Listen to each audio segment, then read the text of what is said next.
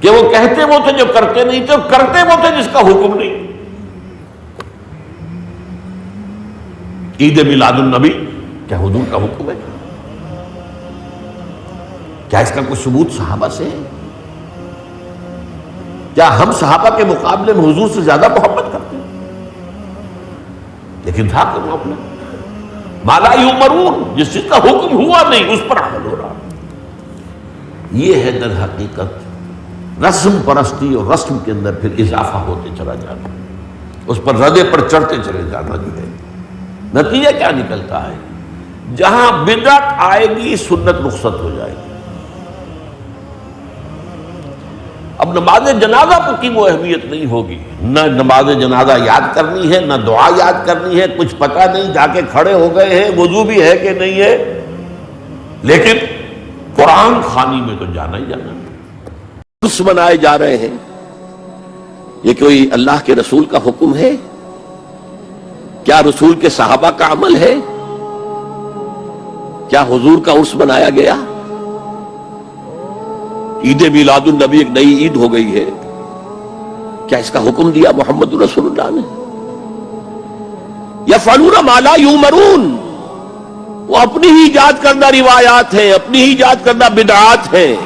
دیکھو ربیع الاول کے بارے میں لوگ اکثر ایک سوال پوچھتے ہیں کہ عید میلاد النبی منانا، اس میں جشن کرنا، نبی صلی اللہ علیہ وسلم کی آمد پہ خوشی منانا، یہ اسلام میں کیسا ہے؟ ہم رسول اللہ صلی اللہ علیہ وسلم کی سیرت دیکھتے ہیں۔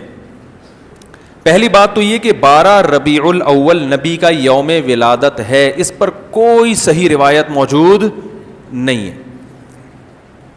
اگر ہے تو بھائی کوئی دکھا دے، بھائی یہ روایت ہے، اس کے یہ راوی ہیں، سارے ثقہ راوی ہیں، ایسی کوئی روایت موجود نہیں ہے۔ اور اس کی وجہ یہی ہے کہ اللہ تعالیٰ نے اپنے نبی کی ولادت کے دن کو امت سے چھپا لیا ہے تاکہ اس میں خرافات نہ، کیونکہ پچھلی امتوں نے کیا نا اپنے انبیاء کی ولادتوں کے دن کے ساتھ۔ لیکن اگر فرض کر لیں، لوگ بحث کرتے ہیں نہیں جی فلاں نے لکھا ہے تو فلاں نے لکھا ہے، چلو مان لیا کہ 12 ربیع الاول نبی کا یوم ولادت ہے، تو ہمیں رسول اللہ صلی اللہ علیہ وسلم کی سیرت میں یوم ولادت پہ کیا کرنا ملتا ہے؟ احادیث صحیحہ سے صحیح حدیث ہے کہ نبی صلی اللہ علیہ وسلم پیر کے دن کا روزہ رکھتے تھے۔ صحابہ نے پوچھا کیوں؟ آپ نے فرمایا یہ میرا یوم ولادت، پیر کو آپ پیدا ہوئے۔ اب دیکھو پیر کو نبی نے روزہ رکھ کے یہ بتا دیا کہ اس میں عید کا تصور نہیں ہے، کیونکہ عید اور روزہ جمع بولنا پڑے گا آپ لوگوں کو، جمع نہیں ہو سکتے۔ اب اس کو سیلیبریٹ نہیں کیا جا سکتا۔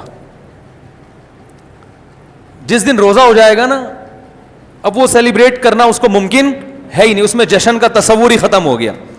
جو ہماری عیدیں ہیں ان میں روزہ رکھنا جائز ہے؟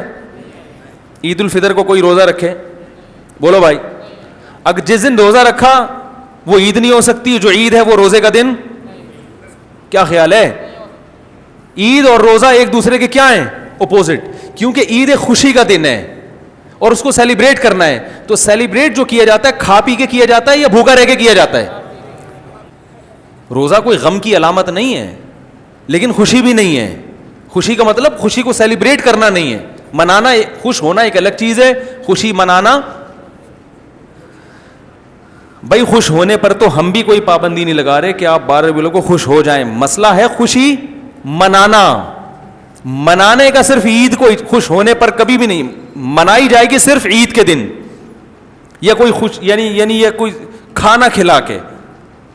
تو آپ کے بچہ 100 نمبروں سے پاس ہوا، آپ نے کہا کہ ہم خوشی منائیں گے، بھائی کیسے منائیں گے؟ آپ بھی کھانا چھوڑ دیں اور ہم بھی کھانا لے۔ بھائی وہ کہیں گے بھائی پہلے ہم اس طرح تو ہوگا کہ آج ہم زیادہ کھائیں گے، اس طرح تو منائی جاتی ہے۔ تو یہ بات سمجھ میں آ گئی۔ دوسری بات، دوسری دلیل، جمعے کا دن بھی چھوٹی عید ہے نا، اس کو بھی عید کہا گیا ہے روایتوں میں، اسی وجہ، اور عید کے بہت سارے احکام جمعے کے دن بھی لاگو ہوتے ہیں۔ غسل کر کے نہا دھو کے مسجد میں اجتماع ہوتا ہے، عید کے دن بھی غسل کر کے نہا دھو کے اجتماع ہوتا ہے۔ نبی جمعے کے دن بھی اچھے کپڑے پہنتے تھے، ہم عید کے دن بھی۔ بولتے کیوں نہیں؟ اچھے کپڑے پہنتے ہیں, جمعے کے دن بھی خوشبو لگا کے نہا دھو کے, عید کے دن بھی ایسے ہی. اور حدیث میں جمعے کے دن کو بھی روزے کے ساتھ خاص کرنے سے منع کیا گیا ہے. لا تختصوا لیلۃ الجمعۃ بصلاۃ ولا یوم الجمعۃ بصوم. حدیث میں آتا ہے جمعے کی جو رات ہے اس کو عبادت کے ساتھ خاص مت کرو, اور جمعے کے دن کو روزے کے ساتھ خاص مت. جمعے کو روزہ رکھنا کوئی اضافی فضیلت نہیں ہے. ویسے جائز ہے روزہ رکھنا کہ آپ کی چھٹی جمعے کو ہوتی ہے اس لیے رکھ لیا تو ایک الگ بات ہے, لیکن اس کو خاص فضیلت دے کے رکھنا تو یہ مکمل عید تو نہیں ہے. اس میں عید کا لک بہرحال بولو بھائی ہے, خطبہ بھی ہے, جیسے عیدین میں خطبہ بھی ہوتا ہے, 2 رکعتیں ہیں عیدین میں بھی 2 رکعت, تو لک ہے اس میں. اب تو پیر کے دن یا نبی کے یوم ولادت سے عید کا کانسیپٹ اسلام نے کھرچ کے نکال دیا ہے کہ اس میں عید کا کانسیپٹ ہو ہی نہیں سکتا, اپوزٹ ہے اس کا, روزہ ہے. بات آ رہی ہے سمجھ میں؟ تو اس لیے 12 ربیع الاول اگر نبی کا یوم ولادت ہے بھی تو بہت کچھ بھی اگر کرنا ہے تو روزہ رکھنا, ہم تو اس کے بھی قائل نہیں ہیں روزے رکھنے کے, کیونکہ نبی نے پیر کا رکھا ہے, 12 ربیع الاول کا نہیں رکھا. لیکن اگر آپ کو کھینچ تان کے کچھ نہ کچھ ثابت کرنا ہی ہے تو آپ اس دن کو روزے کا تو قرار دے سکتے ہیں. آپ اس دن کو سیلیبریٹ کرنا یا عید قرار دینا آپ کے لیے ممکن, قرآن و سنت نبی کی تعلیمات کے مطابق عید کا دن قرار دینا ممکن نہیں ہے, آپ ممکن نہیں ہے. دوسری بات, ابھی بات مکمل نہیں ہوئی ہے, ایک پوائنٹ اور رہ گیا. اسلام میں عیدیں صبح کے وقت ہوتی ہیں, رات کو عیدیں غیر مسلموں کی ہوتی ہیں. کرسمس زیادہ جوش و خروش سے کم منایا جاتا ہے رات کو, کیونکہ اس میں ڈھول ڈھمکے ہوتے ہیں, لائٹنگ ہوتی ہے. لائٹنگ رات کو جچتی ہے, دن میں لائٹنگ بولو بھائی نہیں. جبکہ اسلام کے جو تہوار ہیں وہ کب ہوتے ہیں؟ صبح کے وقت. صبح آپ اشراق کے وقت آؤ گے, نماز پڑھو گے, سوئیاں کھاؤ گے, گلے ملو گے, پتلی گلی سے نکل لو. عید الاضحیٰ میں بھی صبح آؤ گے, نماز پڑھو گے, قربانی کرو گے, گوشت کھاؤ گے, ٹھیک ہے نا. یہ سب کام یہ خود اسلام کے مزاج کے خلاف ہے. تو پتہ چلتا ہے بھائی, بہت معذرت کے ساتھ, کسی پہ طنز مقصد نہیں ہے. دیکھو اللہ اس کے رسول صلی اللہ علیہ وسلم کو فالو کرنا یہ عشق نبی ہے اصل. Question that about Eid Milad النبی. آپ دیکھیں گے کہ ہمارے مسلم معاشروں میں جتنے ہیں, خصوصاً انڈیا, پاکستان اور ممالک میں, کہ ایک عید میلاد النبی منایا جاتا ہے, وہ birthday of the prophet. اور اگر آپ دیکھیں گے یہ 12 ربیع اول ہے, اور جہاں تک کہ ہمیں حدیث کی روشنی میں ہمیں یہ ثابت نہیں ہوتا ہے کہ محمد صلی اللہ علیہ وسلم نے کبھی اپنا سالگرہ بنائے, یا صحابہ نے یا تائین یا تبع تائین نے کبھی ان کا سالگرہ بنائے. تو جب محمد صلی اللہ علیہ وسلم نے کبھی کہا نہیں کہ میرا سالگرہ بناؤ, یا کبھی صحابہ نے نہیں بنائے, اور اگر آج ہم ان کا سالگرہ بناتے تو یہ بدعت ہو جاتا ہے. تو سالگرہ بنانے کی کوئی ضرورت نہیں ہے, ایسا کوئی اسلام ایک مذہب کے اندر نہیں ہے, قرآن میں بھی نہیں, شریعہ میں نہیں. یہ ایک ویسٹرن کلچر ہے کہ ہمیں سالگرہ بنانا چاہیے. اللہ سبحانہ و تعالیٰ جیسا کہ مکروا مکر اللہ واللہ خیر الماکرین, سورہ عمران میں سورہ نمبر 3 آیت نمبر 54 میں, کہ انہوں نے پلان کیا اور پلاٹ کیا, اللہ سبحانہ و تعالیٰ نے بھی پلان کیے, اور اللہ از دا بیسٹ آف پلانر. تو یہ کوئی قرآن اور حدیث کی روشنی میں ثابت نہیں عید میلاد النبی بنانا, اور ہمیں بنانے کی ضرورت نہیں ہے. یہ جس طریقے سے کرسچن لوگ عیسیٰ علیہ السلام کا برتھ ڈے بناتے ہیں, یہ الگ مذہب ہے, اسلامک مذہب میں اس کی کوئی اجازت نہیں. Brothers and sisters, if you take a look at Surah Al-Kahf, towards the end Allah subhanahu wa ta'ala speaks about the biggest losers, those who do lots of deeds and they think they are doing good deeds, but at the same time they have not followed the messenger's path and way, and this is why they have lost. قُلْ هَلْ نُنَبِّئُكُمْ بِالْأَخْسَرِينَ أَعْمَالًا الَّذِينَ ضَلَّ سَعْيُهُمْ فِي الْحَيَاةِ الدُّنْيَا وَهُمْ يَحْسَبُونَ أَنَّهُمْ يُحْسِنُونَ صُنْعًا. Say, O Muhammad sallallahu alayhi wa sallam, tell them, should I inform you of the one who is the greatest of losers, or those who are the greatest of losers of their deeds? People who have spoiled their deeds completely. They are those whose struggle was always astray. They neither followed the path of the messenger. They did deeds, acts of worship which were not taught, not done by the messenger, may peace be upon him, and they thought that they were doing good. Allahu Akbar, Allahu Akbar.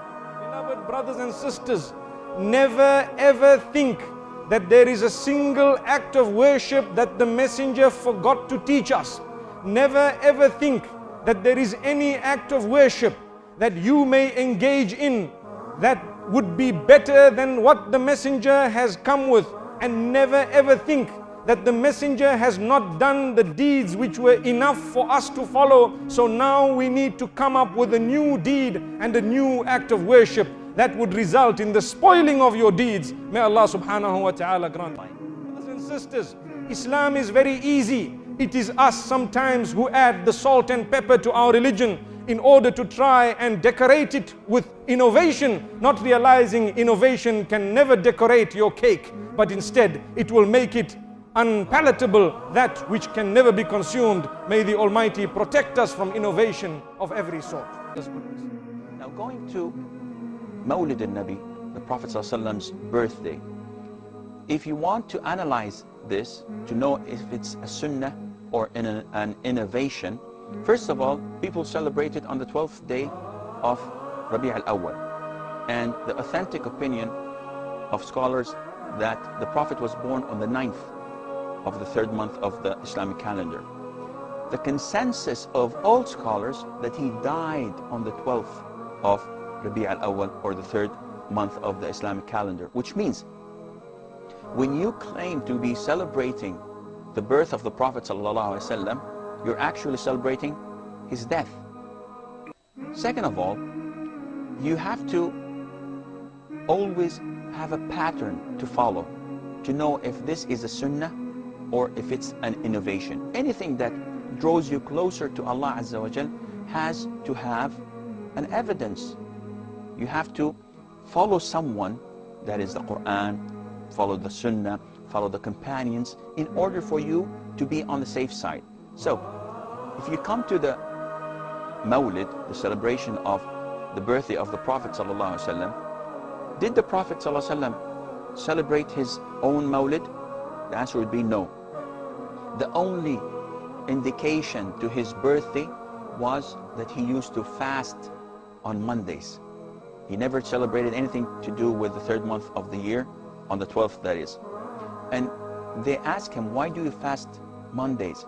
So he told them that this is the day that I was born in, and this is the day that I was revealed in. Allah revealed the Quran on that day. So if you wish to celebrate the birthday of the Prophet ﷺ, fast every Monday. The Prophet himself did not celebrate his birthday, nor did his companions, Abu Bakr, Umar, Uthman, and Ali. May Allah be pleased with them all. And no one doubted that they loved the Prophet ﷺ more than we did. The Prophet himself did not celebrate the birthday of his grandfather Abraham, or Jesus, or Moses, or any of the prophets of Allah, which indicates that it is a clear innovation. So whoever celebrates the birthday of the Prophet ﷺ, he either knows more than the Prophet, and this is blasphemous, because no one knows more than the Prophet ﷺ, or he is claiming that the Prophet knew that it is good to celebrate, but he did not inform his ummah. And again, he is accusing the Prophet ﷺ of betraying the message and not delivering all, and this is again an act of blasphemy. In short, celebrating the birthday of the Prophet ﷺ is an innovation, something that was fabricated not in the first 100 years or the second or the third.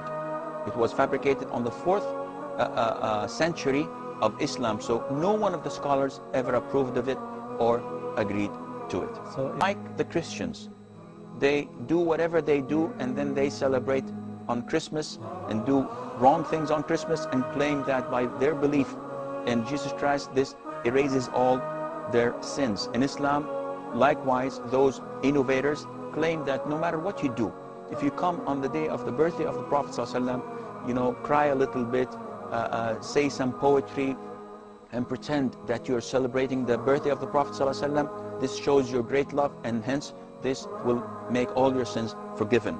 And this is completely wrong. If you love the Prophet ﷺ, you follow him in every single detail. Otherwise, you are claiming something and your actions are false. आपकी जिंदगी में 62 بار تو یہ دن آیا ہی تھا آپ کی پیدائش کا، پھر صحابہ کی زندگی میں بھی آیا، لیکن کسی نے ایسا کوئی کام نہیں کیا۔ بدعت کا مطلب دین میں حصول ثواب کے لیے کسی ایسی چیز کا اضافہ کرنا ہے جس کی بنیاد یا اصل سنت میں موجود نہ ہو۔ رسول اللہ صلی اللہ علیہ وسلم نے فرمایا، دین میں نئی چیزوں سے بچو، اس لیے کہ ہر نئی بات گمراہی ہے۔ اسے ابن ماجہ نے روایت کیا ہے۔ رسول اللہ صلی اللہ علیہ وسلم نے فرمایا، جس نے کوئی ایسا کام کیا جو دین میں نہیں ہے وہ کام اللہ کے ہاں مردود ہے۔ اسے بخاری اور مسلم نے روایت کیا ہے، یعنی اللہ کے ہاں اس کا ثواب نہ ہوگا، اور جس کام کا ثواب ہی نہ اسے کرنے کا فائدہ